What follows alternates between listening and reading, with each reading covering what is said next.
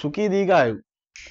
අද අපේ සම්පත්දායකයා ලංකාවේ ජනගහන ගණත්වය අතින් දෙවනි දිස්ත්‍රික්කය. දිස්ත්‍රික් අතරින් ජනගහන ගණත්වයෙන් දෙවන දිස්ත්‍රික්කය. 2024 දත්වලට අනුව 0.03ක ජනගහන ගණත්වයක් තියෙන ගම්පහ දිස්ත්‍රික්කය.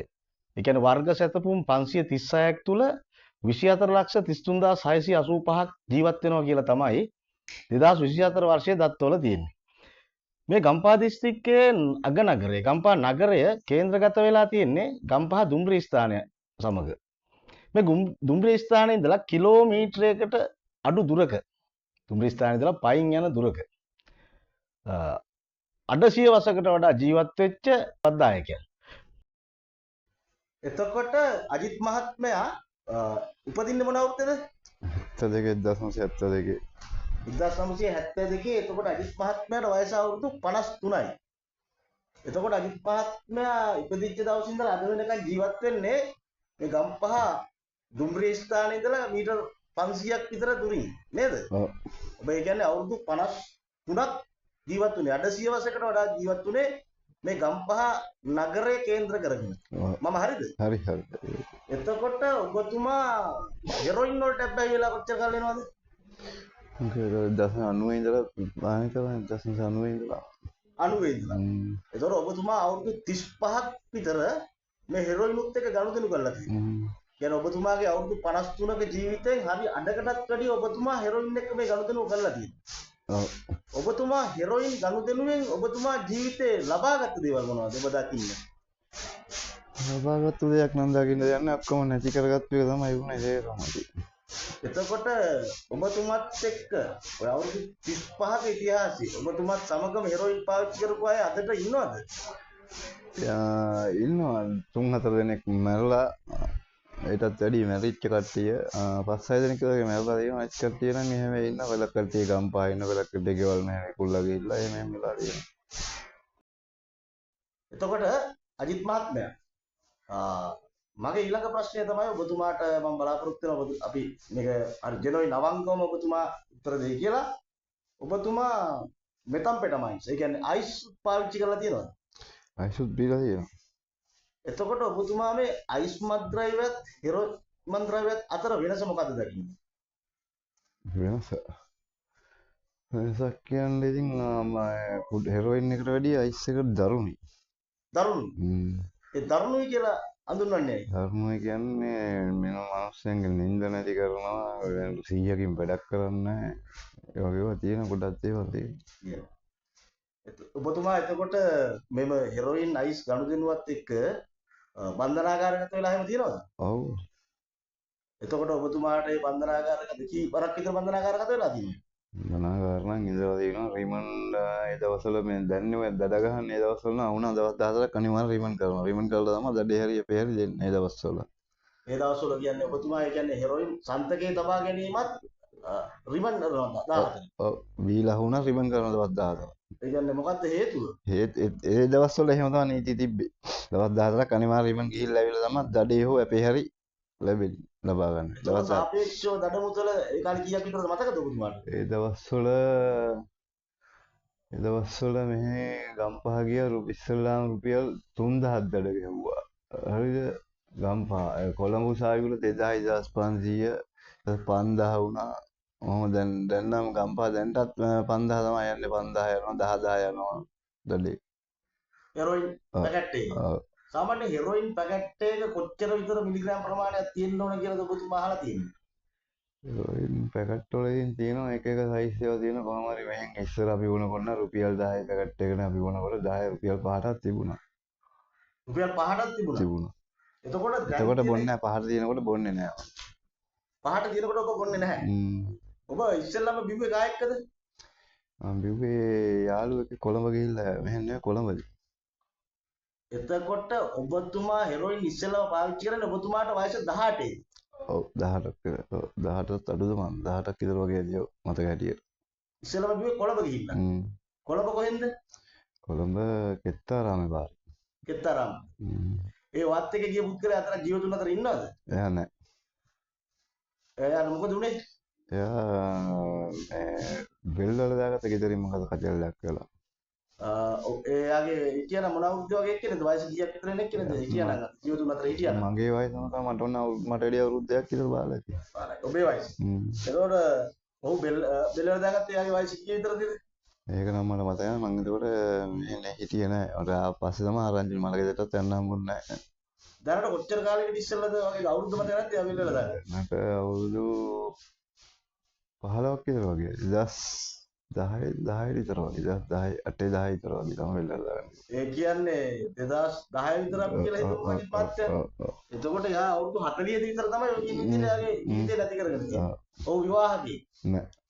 ඒ බෙල්ල දාගන්නකොටත් එයා මේ මත්ද්‍රව්‍ය හෙරොයින් බැවිලා හිටියා. එතකොට ඔබතුමා හිතනවාද මේ හෙරොයින් භාවිතය ඔහුගේ දිවි නසා ගැනීමට එක සාධකයක් වෙන්නේ නැති කියලා? ඒකත් බලපාන්න පුළුවන්. දැන් දුරට බලපාන්න පුළුවන්. ඔබගේ දැක්මනෝ 100%ක්ම බලපෑවා කියලා කියන්නත් බෑ. බෑ එහෙම කියන්නත් බෑ. පුද්ගලික ප්‍රශ්නයක් තියෙන්නත් ඇති. එතකොට මම මේව අහුවට ඔබතුමා මුක්ති දන්නේ ඔබතුමාගේ ඉස්සරහා දත් නැති වෙන්න බලපෑවේ මොකක්ද? හෙරොයින්ද? නෑ මේ බෙහෙත් ප්‍රතිභාගයක් බීලා බයිසිකල් කියලා බයිසිකල් හැප්පෙනවා. ඒක තමයි මේ දත් ටික දෙන්නේ. ඒ මොන අවුරුද්ද වගේද? ඒ උනේ බයිසිකල් ඇක්සිඩන්ට් උනේ 2012යි. 2012යි. එතකොට පෙති වගේක් බී. ඔව්. බිව්ව පෙති මොනවද කියලා දන්නවද? මම අපි මොනවද මේ රෙස්ටු. රෙස්ටු. එතකොට ඒක කොහෙන්ද හම්බුනේ? ඒ කොළඹින් ගත්ත බෙහෙත් ගන්න කිව්වා.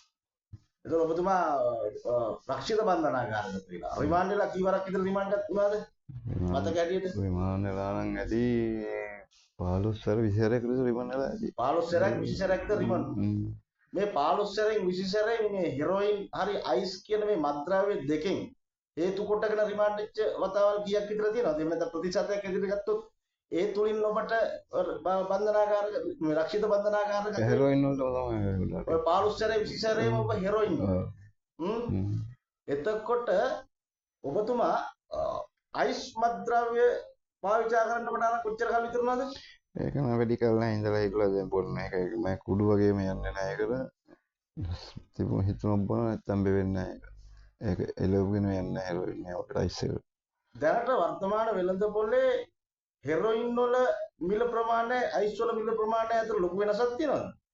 ලොකු වෙනසකුත් කියන්න නැහැ. ඉතින් අර රුපියල් 500ට තියෙනවා අයිස් එක මේ හෙරොයින් 500ව නැහැ. අයිස් එක හෙරොයින් රුපියල් 500ක් තියෙනවා. මේ ගම්පහ ප්‍රදේශයවට. ගම්පහ ප්‍රදේශේ නෑ. මම මේ ආන්න ඔබතුමාගේ පුද්ගලික මතයක් කැමති නම් ඔබට ඉදිරිපත් උත්තර දෙන්න පුළුවන්. මම අහන ඕනේ ඒකට කැමති නම් ඔබ උත්තර දෙන්න ඕනේ නැහැ. ඔබතුමා 15 සැරයක් 20 සැරයක් ඉස්සර රක්ෂිත බන්ධනාගාරයකට. එතකොට අච්චු අදිනවා කියලා නේද කියන්නේ නේද? රිමාන්ඩ් ඉඳලා අච්චුත් ඇදලා තියෙනවා. අච්චු කී සැරයක් විතර ඇදලා තියෙනවද? අච්චු 3-4 සැරයක් ඉඳලා තියෙනවා අච්චු. ඒ මොනවද හේතුව ඒවට? ඒත් ඔය හෙරොයින් අඩු වලට වැඩ වෙන දඩේ ගවා ගන්න උරු ඉඳලා තියෙනවා. එහෙම ඉඳලා තියෙනවා. කීයක දඩයක්ද තිබුණේ? එක සැරයක් රුපියල් 25000 දඩේ ඉඳලා තියෙනවා. ඒ නඩු දෙක හෙරොයින් නඩු දෙක තුනක 25000කට ඉඳ අච්චුව දසාප රුපියල් 10000 මාසෙයි එක නා.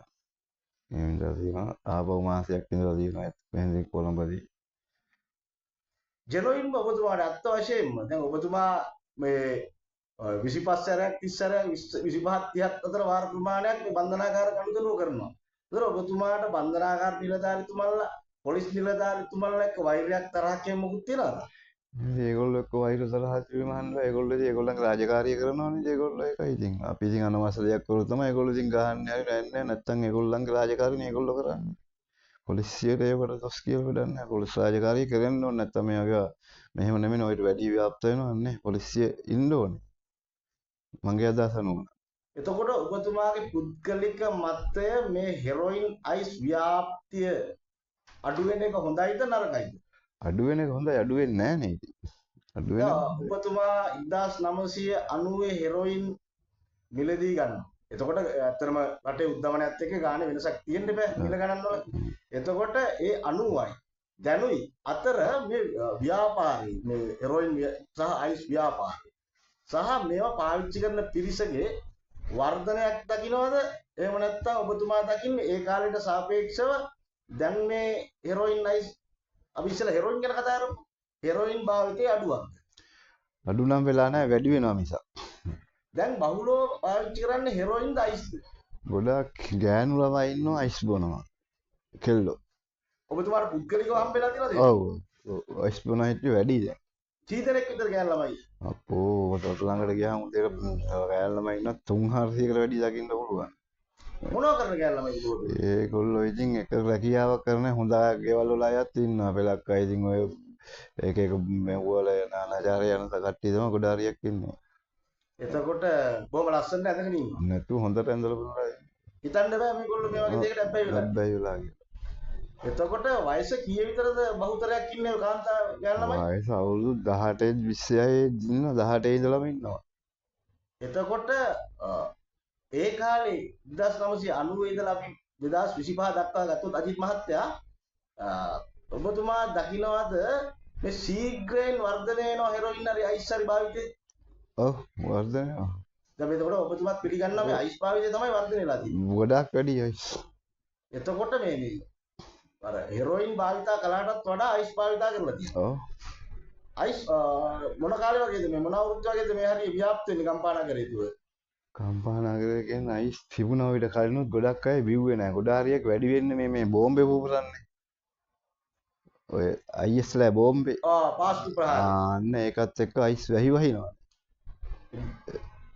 පාස්කු ප්‍රහාරෙත් එක්ක ඔව් ගොඩ හරියක් වැඩි වෙන්නේ බෝම්බෙන් පස්සේ තමයි. මේ බෝම්බෙන් පස්සේ. ඒ ඔබතුමාගේ පුද්ගලිකව ඒකේ දෙයක් අදහසක් තියෙනවද මේ බෝම්බේ අයිස් වැඩි වීමයි? නැතුව ඉතින් බෝම්බෙත් එක්ක තමයි අයිස් ගොඩ හරියක් ඉස්සර තිබුණේ නැහැ නේ මේ පැත්තවල අයිස් බොනේ උන්වත් හිටියේ නැහැ. ඒ බෝම්බෙන් පස්සේ මේ ගොඩ හරියක් උන් ආවේ. දැන් එතකොට අජිත් මහත්තයා මේ අයිස් ව්‍යාප්තිය ලංකාවට ලොකු තර්ජනයක් වෙනවා වගේ ඔබට හැඟෙනවද? තර්ජනයක් තමයි. ගොඩක් පොඩි එකක් නේ ලොකු තර්ජනයක්. මම ඔබතුමාගෙන් අහන අවසාන වශයෙන් මෙන්න මේ ප්‍රශ්නය ඔබතුමා දැනට අයිස් සහ හෙරොයින් පාවිච්චි කරන අය සහ ඒවා අලෙවි කරන අය ඔබතුමාගේ තියෙනවද මොකක් හරි පණිවිඩයක් කාරුණික පණිවිඩයක් හරි ඉල්ලීමක් හරි ඒ වගේ ඔබතුමාට දෙන්න තියෙන පණිවිඩය මොකක්ද? දෙන්න තියෙන පණිවිඩය ඉතින් ඕක අපි කිව්වට හරියන්නේ නැහැ. පොඩි අය කරන වැඩක් නෙමෙයි ඕක. ඕක එන්නේ ලොකු සල්ලිකාරයෝ තමයි. පොඩි උන් තමයි ඔකට ගොඩ හරියක් ඇබ්බැහි වෙලා ඔකට පොළඹව ගන්න. ගොඩාක් ලොකු කට්ටිය ඉන්නවා අඩුයි. ඒගොල්ලෝ වෙබ් බොන්නේ නැහැ. ඒගොල්ලෝ බිස්නස් එක තමයි එතනින් වෙන්නේ. ලොකු කට්ටිය අය. ඒ ලොකු කට්ටිය නැතුව නෙමෙයි ඉන්නවා. නැතුව නෙමෙයි. ලොකු කට්ටිය කියලා අදහස් කරන්නේ. ඒක සල්ලිකාරයන්ගේ පුතු දුවලත් ඉන්නවා. ඒ කියන්නේ සල්ලිකාරයන්ගේ පුතු දුවල බොනවා. ඔව්. එතකොට මම අහන්නේ බොන අයට වගේ පණිවිඩය මොකක්ද අජිත් මහත්තයා? බොන අයට කියන්නේ ඉතින් මේකෙන් කිසිම තේරුමක් නැහැ කියන එක තමයි මේක විනාශයක් තමයි. විනාශයේ මුල පටන් ගන්න තමයි. ඔබ හිතනවද මේකට බැහැ වෙච්ච කෙනෙක් එහෙම ලේසියෙන් පුනරුත්ථාපනය වෙන්න පුළුවන් කියලා?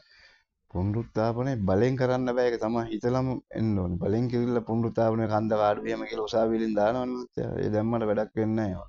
කන්ද කාඩු නිදාස් වෙලා එන අය කුඩු බීගෙන එන්නේ. සාමාන්‍ය කන්ද කාඩු කොච්චර කාල වගේ ඉන්නද ඕනද? ඉතින් අවුරුද්ද ඉන්න අවුරුද්දනේ ගොඩාක් අඩුම ඉන්න අවුරුද්දනේ දාන්නේ කන්ද කාඩු. අවුරුද්දෙන් වැඩි අඩු නැහැ. අවුරුද්ද තමයි ගොඩක්. ඔබතුමාත් කන්ද කාඩු කියලා තියනවද? නෑ මම ඉඳලා. එතකොට ඔබතුමා දැකලා තියෙනවද කන්ද කාඩු ඔබේ මිතුරන් කියලා තියෙනවද? ඔව්. ගොඩක් අය කියලා තියෙනවද? ඔව්. එතකොට මේ කන්ද කාඩු ඔබ දන්න මිතුරන්ගෙන් ඔබ දන්න මත්ද්‍රව්‍ය පාවිච්චි කරපු අය කන්ද කාඩු අවුරුද්දක් සාර මාස 8ක් 10ක් මාස 8කට වැඩි ප්‍රමාණයක් හිටියමුකෝ. ඉඳලා පුනරුත්ථාපනය වෙච්ච කී දෙනෙක් ඔබ දැකලා තියෙනවද? පුනරුත්ථාපනය වෙච්ච නම් එක්කෙනෙක්වත් දැකලා නැහැ. ආපුම ඔක්කොම බිව්වා.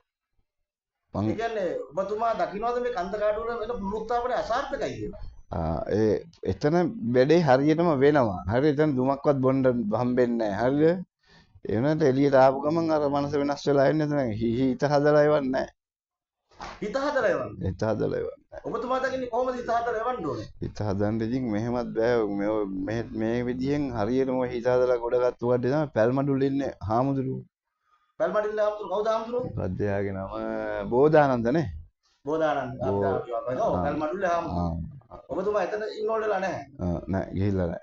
එතකොට ඒ පැල්මඩුල්ලේ හාමුදුරුවෝ ළඟ පුනරුත්ථාපනය වෙලා ආපු අයගේ සාර්ථකත්වය ඔබතුමා දකින්නවද? ඉන්න හොඳටම ඉන්න හොඳට මේ ගම්පහ හිටියා ඔයිට කලින් ආයි යන්නේ නැම නැතුව ගෙවල් වල යන්න නැතුව හිටපු එක්කෙනෙක් දැන් ඔන්න එයා ඉඳලා රැයත් මේ දඩයක් ගෙවා ගන්න බැරුව අහුවලා රත්නපුරේ කුරුවිට කියලා ගෙදර ඉඳලා කොහොමද පන්සලේ හාමුදුරුවෝ වැඩසටහන ආවුල එතෙන්ට සෙට් වෙලා ඔන්න එතන සෙන්ටර් එකකුත් කරන පොඩි ජානක කියලා එයා සෙන්ටර් එකක් කරනවා කොස්වතේ තරංගම. එතකොට ඔබතුමාට නිකන් දැන් ඔබතුමා සාමාන්‍යයෙන් මේ අවුරුදු 30ක හෙරොයින් භාවිතය ඔබතුමා සාමාන්‍යයෙන් දල වශයෙන් අඩුම 1000කට වැඩි ප්‍රමාණයක් එක්ක ආශ්‍රය නිශ්චය කරලා ඇතිනේ ඔව් මේ ඔව් මත්ද්‍රව්‍ය ඔව් සම්බන්ධ. ඔව් එතකොට ඔබතුමා ඔය අහලා තියෙනවා ඔබතුමාගේ අත්දැකීමුත් එක්ක මේ පැල් මඩුල්ලයි කන්දකාඩුයි පුනරුත්ථාපන දෙක අතර ඔබතුමා දකින ප්‍රධාන වෙනස මොකක්ද? ප්‍රධාන වෙනස කියන්නේ අතන සේර මෙව කරලා එතන හිතත් හදලා තමයි හාමුදුරුවන්ට බොරු කරන්න බෑ. හාමුදුරුවෝ මාර දැනීමක් තියෙන්නේ. දැන් වැකේෂන් එකේ රිමාඩු ගිහිල්ලා එන්න දෙනවනේ හාමුදුරුවෝ. ඒ දවස් 7 14 එහෙම දෙනවා. ඊළඟ ආව හාමුදුරුවෝ හරියට මෙයා බීලා දාවේ නැද්ද කියන එකෙන් හාමුදුරුවන්ට මාරම දැනීමක් තියෙනවා. එකෙන්ම කියන බීලාවන. එතකොට බීලා වෙනකොට මොකද කරනවා කියන්නේ? බීලාවම යක් දනුවම් දෙනවා. මාංචු දාලා තියෙනවා, ගැට ගහලා තියෙනවා. ඒ වගේ දනුවම් කරනවා යා. එතකොට අජිත් මහත්තයා මේ හෙරොයින් ඇබ්බැහියෙන් ඒ කියන්නේ හෙරොයින් ඇබ්බැහි වීම බේරෙන්න ඔයා දකින්න මොකද්ද ලොකුම අභියෝගය? මොකද්ද අමාරුම කෑල්ල උනේ? අමාරුම කෑල්ල කියන්නේ ඕක දැන් අපි දැන් හෙරොයින් නවත්තර කරන් ආවා කියන්නකෝ. දැන් කොහේ දවස් 5-10කින් 15කින් නතර කරන් එනවා. ඇවිල්ලා ආවර බොන සමාජෙත් එක්ක ගැටුනොත් ආපහු වැටෙනවා ඒකට ඔටෝම. ඉතින් දැන් ඔයා හිතන්න ඔබතුමා පුනරුත්ථාපනලා આવොත් ඔබතුමා ඉන්න මේ ප්‍රදේශයේ මේ ගම්පහ නගරයේ ආශ්‍රය ඔබතුමාට පුළුවන් ද බොන අය ආශ්‍රය නොකර ඉන්න? බොන අය කොහොමත් හම්බෙනවා. හම්බෙන්නේ නැත්නම් නෑ. මෙතනින් පාර බැසිවම බොන අයම ගොඩ හරියක් දකින්න. පාරවලම වටේ කොහේ කරුණා බොන අයම තමයි ඉන්නේ. හරිද? ඒගොල්ලන්ට වැඩි කතා බහරයක් නැතුව සැලුට් එකක් දාගෙන ගියොත් ඊට ඒකට බජෙන්ට වැටුනොත් ආපහු සෙට් වෙනවම තමයි. ඔබතුමා මේව හෙරොයින් නවත්තන්න ඕන කියලා අදිෂ්ඨානයෙන් නවත්තපු අවස්ථා තියෙනවද? ඔව්. කීවරක් විතර? 3-4 පාරක් නවත්තලා තියෙනවා. 3-4 පාරක්. ඒකේ දීර්ඝම කාලේ කොච්චර කාලයක් ඔබතුමා මේ වලින් ඈත් වෙලා හිටියද? එක සැරේ මම අවුරුදු 2කට වැඩි බොන්නේ නැතුව හිටියා. ඒ දෙක අතරතුර ඔබතුමා එතකොට මේ ලංකාවට මෙතම්පෙටමයිට් එහෙම නැත්නම් අයිස් ඇවිල්ලා තිබුණේ නැහැ. තිබුණා තිබුණා. ඒ කියන්නේ මොන අවුරුද්ද විතර? පාස්කු ප්‍රහාරයෙන් පස්සේද? ඔව් පාස්කු අවුරුදු දෙකක් විතර ඔබතුමා නවත්තා හිටියා. එතකොට ඔබතුමා සිගරට් අරක්කු ගංජා ඒවා මුකුත් බිවෙත් නැද්ද? ගංජා බොනවා. සිගරට් බීලා නවත්තලම නැහැ බීව බොනවා. සිගරට් බොන එක බොනවා. ගංජාත් බොනවා. හෙරොයින් බොන එක නවත්තගෙන හිටිය අවුරුදු දෙකක්. ඔව්. ඒක ඔබතුමා ආපහු මොකද බොන්න පටන් ගත්තේ හේතුව? ඒක මට මතක් කරලා කියන්න පුළුවන්ද ඒක? ආපහු මොකක්ද දන්නවද? ආපහු අරක්කු බීලා ඉන්න වෙලාව කොහම හරි වගේ යාළුවෙක්ට රෑ බීලා මලකේක ගිහිල්ලා ඕන් උතන බීලා ඉන්න වෙලේ අරුන් බඩු දීලා බොනකොට දැකලා බිව්වා. ඊට පස්සේ ආපහු බොන්න වැටුණා. එතකොට දැනට ඔබතුමා දැන් මේ මොකක්ද වෘත්තිය වශයෙන් කරන්නේ? ඔබතුමාගේ ආදායම් මාර්ගය කොහොමද ඔබතුමා හොයාගන්නේ? ආදායම් මාර්ගෙදී මම තමයි පාකින් එක ටිකට් කරන එක කරන්නේ. මේක තමයි කරන්නේ. ඉස්පිරිතාලේ හොස්පිටල් එක ළඟ පාකින් එකේ ටිකට් ගන්න. එතකොට ඔබතුමාට දැන් සාමාන්‍ය හෙරොයින් භාවිත කියන එක දිනකට හෙරොයින් වලට ඇබ්බැහි වෙච්ච කෙනෙකුට සාමාන්‍ය කීයක් විතර වියදම් වෙනවද? සාමාන්‍යයෙන් කියන්නේ දැන් ඇටියට ඉතින් එක්කෙනෙකුට රුපියල් 5000කුත් මදි දවසට. ඔව් දවසට මදි. මේක පොයට නිමාඩු ඉරිදට නිමාඩු ගන්නත් බෑනේ මේකෙදි. හැමදාම බොණ්ඩත්. එතකොට දවස් 30ක් කියන්නේ මාසෙකට ලක්ෂයකමාරක් යනවා බොන්නේ. ඔව්. ඔව්. එතකොට හෙරොයින් ඇබ්බැහි වෙච්ච ඔබතුමා දන්න බහුතරයක් සාමාන්‍ය ලක්ෂයකමාරක් විතර ආදායමක් හොයන්න ඕන හෙරොයින් පාවිච්චියට. ඔව්. එතකොට ඒකන්ද අනිවාර්යෙන් එයාගේ අනිත් යුතුයකම් සහ වගකීම් පැහැරෙනවා. එකෙන්ම ඒක වෙනවා. අජිත් මහත්මයා එතකොට දැනට ඔබතුමායි කවුද ළඟම ඥාතින් අම්මා තාත්තා බිරිඳ දරුවෝ කවුද ඔබතුමාට ඉන්නේ දැනට? දැනට ඉන්නේ නංගි විතරයිනේ. අම්මත් නැති වුණා තාත්තත් නැහැ. නංගි විතරයි. ඔබේ කියන ලංකාවේ දැනට පවතින පුනරුත්ථාපන ක්‍රමවේදය තුලින් දකින්නවද ඔබතුමා සාර්ථකත්වයක්? එහෙම නැත්නම් ඔබතුමා දකින්නේ කොහොමද මේක වෙනස් වෙන්න ඕනේ කියලා? පුනරුත්ථාපනේ මේක නම් මේ තියෙන සාර්ථකත්වයෙන් දකින්න දෙයක් නැහැ නේ. මේ තියෙන පුනරුත්ථාපන මේ පුනරුත්ථාපනයේ අන්දකාඩු දාන එක නම් ඒක ඇත්තටම මොකක් නැහැ. එතන ගියාම අර රාමීගේ මෙව්වකට බයට ඉන්නවා. ඒක මෙහෙට ආපු ගමන් ඒක වෙනස් වෙනවනේ. මෙනකොටම වෙනස් වෙලා නෙන්නේ. එන්නකන් ඉතින් අර කොහෙටත් යන්න දෙයක් නැති මොකොත් ඉඳලා ඒක බයට ඉන්නවා. ඒ පුනරුත්ථාපන අන්දකාඩු. ඔව් ආපහු සමාජයට ආපු ගමන් නැවතත් අර පුරුදු දේම කරගෙන යනවා.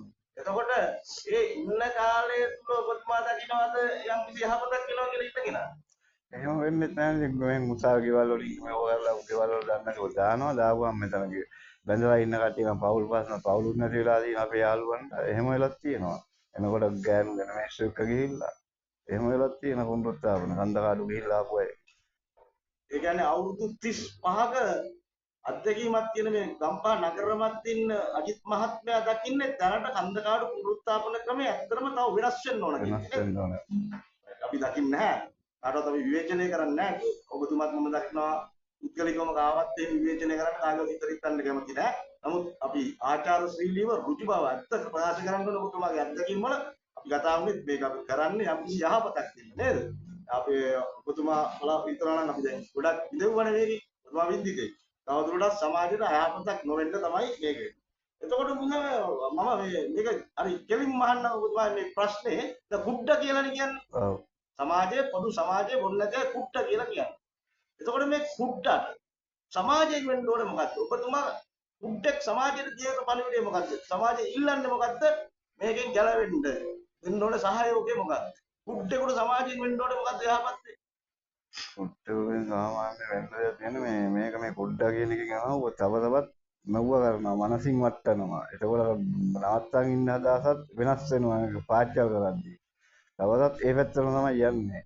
මේකට ඉතින් කරන්න ඕනේ පුනරුත්ථාපන මෙව්ව එකට මේ ඔකට මේ පුනරුත්ථාපනය කරනවා කියන තමයි දැන් පුනරුත්ථාපනේ ඔය සිල් ගන්න වගේ වැඩසටහන් ඒවා කරා නම් මගේ ගොඩක් හරියන්න ඉඩ තියෙනවා සාමාන්‍ය දුරකට විතර. ඒ කියන්නේ ඔබතුමා කියන්නේ ඇත්තටම මේ තද කරගෙන ඉන්නවට වඩා එයා සමාජයට යහපත් පුරුදු එයාට හදලා දෙන්න. හදලා දෙන්න. පුනරුත්ථාපන නැවත උප්පත්තියක් ලබා දීනවා කියන්නේ. හරිද? ඒ කියන්නේ එයාගේ අර චර්යා රටාව වෙනස් කරන්න.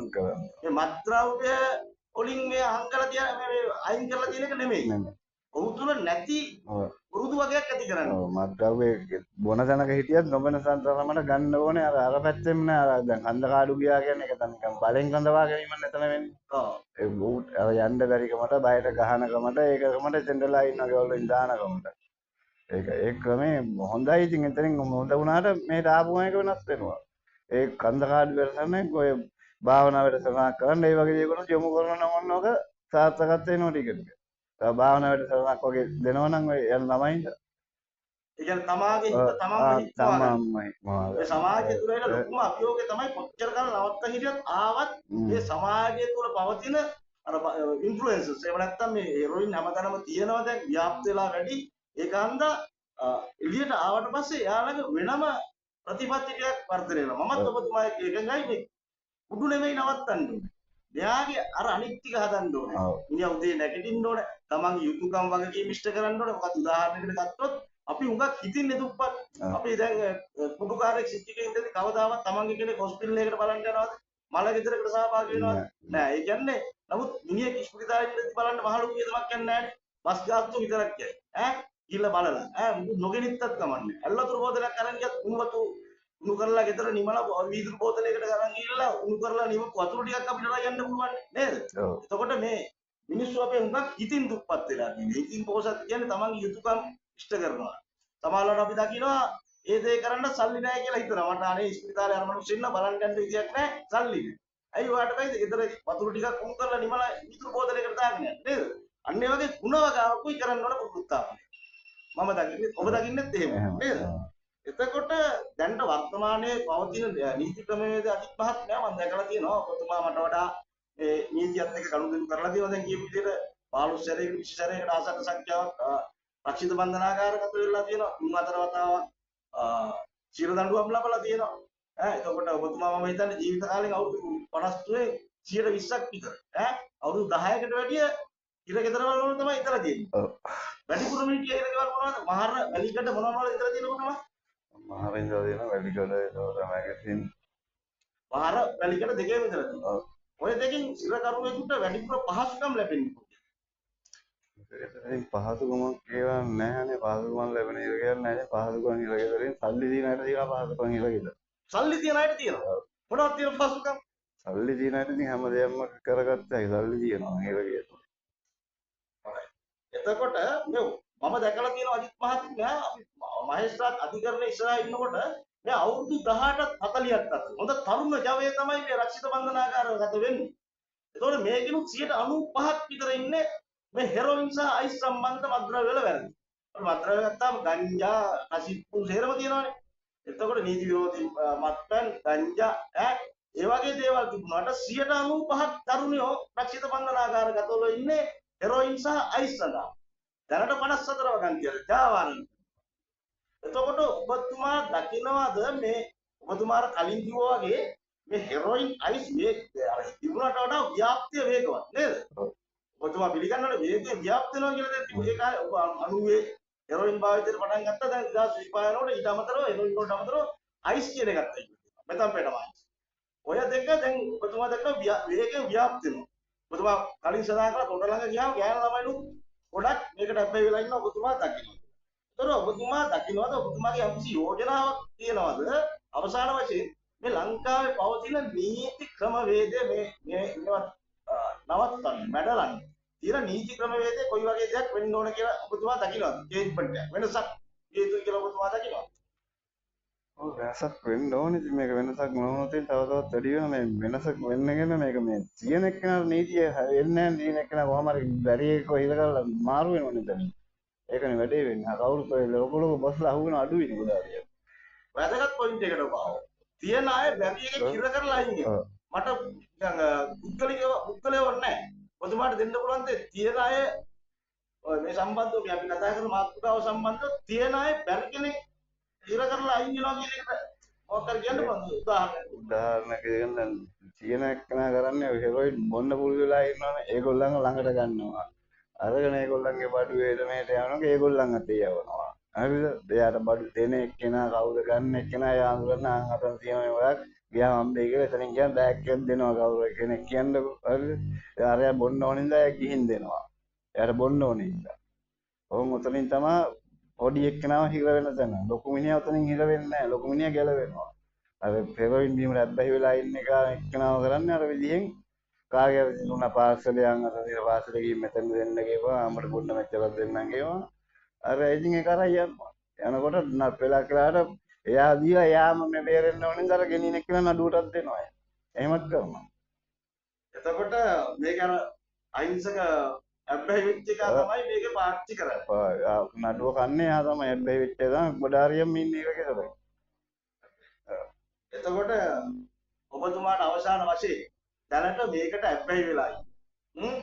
ආයෙත් බොහෝදුරට ඔබතුමාත් කිව්වේ තරුණ තරුණිය තමයි හැබැයි වෙලා ඉන්නේ. කොහොමද ඉරිමල් වයසේ. ඔබතුමා හැබැයි වෙන්නේ අවුරුදු 18 මම හරිද? ඔව්. එතකොට ඔබතුමා මේ පළවෙනි මොන දවසේ අර ගෙත්තාරාම ළඟ මේ දැනගෙන හිටියද ඔබතුමාට මේ වගේ ලොකු ව්‍යසනයකට මුහුණ දෙන්න වෙයි නෑ නෑ. කියලා ඔබතුමා ඇත්තටම පිළිගන්නවද ඔබතුමාට මේ හෙරොයින් ගැන අවබෝධයක් නැතිකම හන්ද මේකට බැහැුනේ කියලා? ඔව් ඒක ගොඩාරියක් ඔය කොහොම අවබෝධයක් නැතිකම තමයි. ඒකට ඇත්තටම ඔබතුමා බෞද්ධයෙක් හැටියට කරගන්නේ පුණ්‍ය කර්ම මේ අපි මේ වැඩසටහන කරන්නේ ඇත්තටම මේ අපි මේ වැඩසටහන් මාලාව කරන්නේ හැම දෙයක් ගැනම අපි දන්න ප්‍රශ්නයක ප්‍රශ්නේ තේරුම් ගත්තොත් ඒ ප්‍රශ්නේ 90ක් විසඳලා ඉවරයි. ඒ වගේ මේ ගැන හරියට අපි අධ්‍යයනය කරලා දන්න කියන්දයි මෙතන ප්‍රශ්නේ. හරිද? එතකොට ඔබතුමාට මොකද්ද මේ හෙරොයින් දැනට පාවිච්චි කරන මේ තරුණ තරුණියන්ට අවසාන වශයෙන් දෙන්න තියෙන උපදේශය නැත්නම් ඔබේ පණිවිඩය මොකක්ද? ඒ පාවිච්චි කරන්න එපා කියන එක තමයි කියන්න දෙන්නේ. පාවිච්චි කරන හැම එක්කෙනෙකුටම මේක අර වයසත් එක්ක වයසට තියෙනවනේ වයස කියන දේ අහන්න ඉති වයසක් නෝ අවුරුදු 18 20 25 ඉතර වෙනකන් ඒ දෙන්දි සෙට් වුණොත් දිගටම යනවා. ඉතින් කියන දේ අහන්න ඉති වයස තමයි අවුරුදු 18 20 25 වයින්කම්. එතකොට 20 25 වයින්කොට වෙන්න ඕන දේවල් වෙලා ඉවරයි. එතනින් ගෙවල් වල ඉතින් අම්මලා තාත්තලාත් බලා ගන්න ඕනේ. ළමයා කොහෙද යන්නේ මොකද කරන්නේ? ගෙවල් වලත් වගකීමක් තමයි ඒක.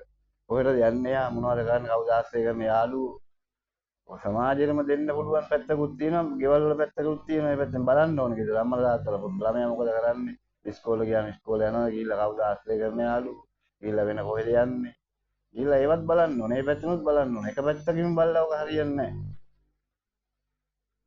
එතකොට අජිත් මහත්මයා ඔබතුමා විශ්වාස කරනවාද ලංකාවේ හෙරොයින් අයිස් නැතිව කරලා දාන්න පුළුවන් කියලා? අන්න හිතන්නේ මේක නැති කරන්න පුළුවන් වෙයි කියලා. මේක නැති කරන්න ඉතින් එහෙම කෙනෙක් නැහැ මේ දැහැමි කෙනෙක් එන්නේ නැහැ මේක. පාවට උන සල්ලි දෙනවා නම් එයාත් අහක බලා ගන්න කාලය යන්නේ මේක හැම දෙයකම. ඔය කවුරු කරත් ඕක තමයි වෙන්නේ.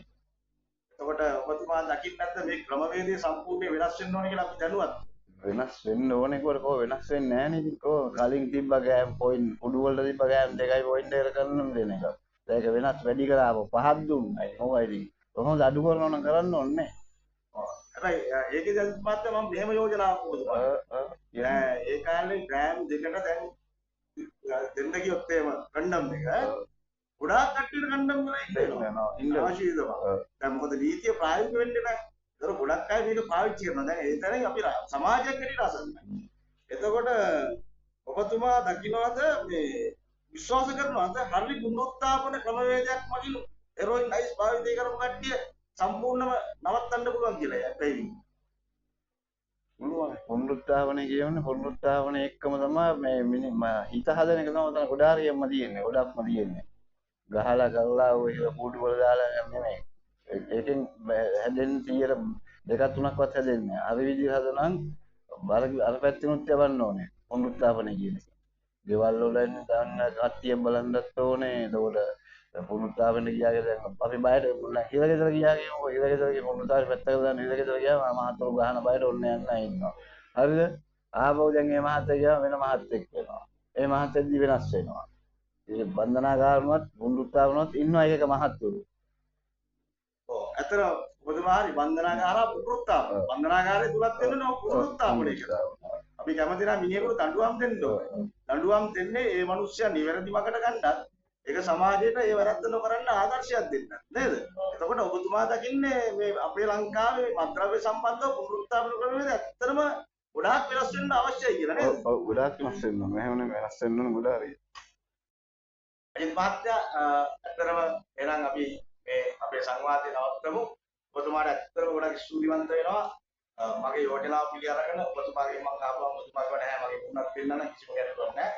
ආයෙත් තරහ නැහැ. ඔබතුමා මට එවෙලෙම කිව්වේ මම කැමති මාත්‍ය මේ සමාජයේ අපිට වෙච්ච දේ තවත් අයට නොවෙනවට කියලා ඔබතුමා බොහොම සත්භාවයෙන් මේකට සම්බන්ධ වුණා. ඔබතුමාටත් මම ගොඩාක් ස්තුතිවන්ත වෙනවා. ඒ වගේම ත්‍රිවිධ රත්නයේ ආශිර්වාදේ ප්‍රාර්ථනා කරනවා. ඔබතුමාට අවසාන වශයෙන් මොනවද කියන්න තියෙනවද? කියන්න තෙරුවන් තමයි මේ වැඩසටහන මෙහෙම කරගෙන යන එක හොඳයි ලොකු වැඩ හොඳ ලොකු මෙව එක කරගෙන යන්න මේක හොඳයි මේ වැඩසටහන හොඳයි මේ තව ඉදිරියට ඉන්න මේකට වැටෙන්න කට්ටිය බේර ගන්න උනා එකෙක් දෙන්නෙක් හරි ගොඩ දා ගන්න උනවා මේ වැඩසටහන කරගෙන යන්න තෙරුවන් සරණයි